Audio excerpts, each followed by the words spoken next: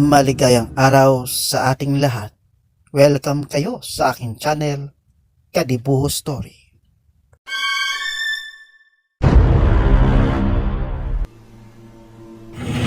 Isang magandang araw sa iyo, Kadibuho, at ito po ang aking bulong ng katatakutan. Dari po ang lahat sa bayan po na sa Mateo, kung saan doon po ako nakatira.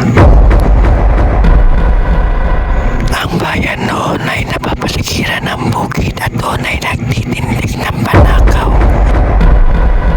Ang panakaw na aking tinutukoy ay yung panakot nila sa ibon upang hindi kainin ang mga pananim na palay.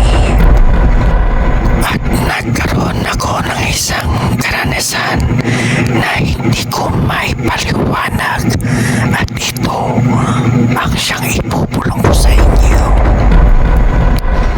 Ang pangyayari ito ay naganap nung ako ay bata kasama ng aking mga kaibigan. Naglalaro kami noon.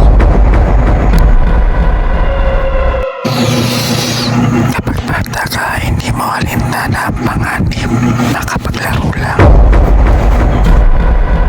Kahit sa singit ng pilapil, nakakawang magtago, samantalang doon nakatira ang mga ahas.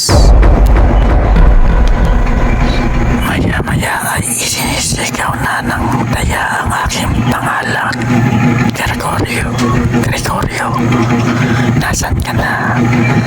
At isinigaw niya na rin ang pangalan ng iba pa naming mga kalaro. Sa larong taguan, hindi maiiwasan ang tayaan. Kaya in-upload ang taya na isa naming kalaro, si Daniel. Agad kami nagtagpuan papunta sa base doon sa Panakaw.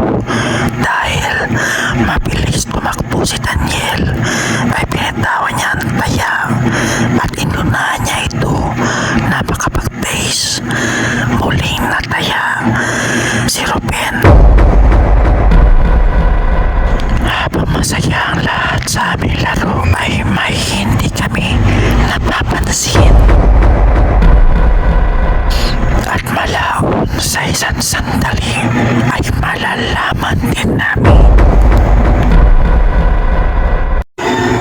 Nagsimula kami ng hapon at inabot na kami ng takip silim.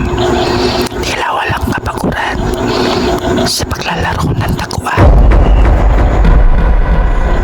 Ang kalaro naming si Ruben ay tila minalas. Purot siya sa laro naming taguan. Noong nagyaya siyang umuwi, saka namin napansin at nalaman. Mula sa namumutlang muka ni Ruben, bigla siyang sumigaw. Takbo na!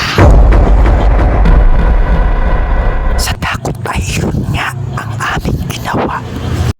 Dahil ang ginawa naming base sa larong taguan na Panakaw.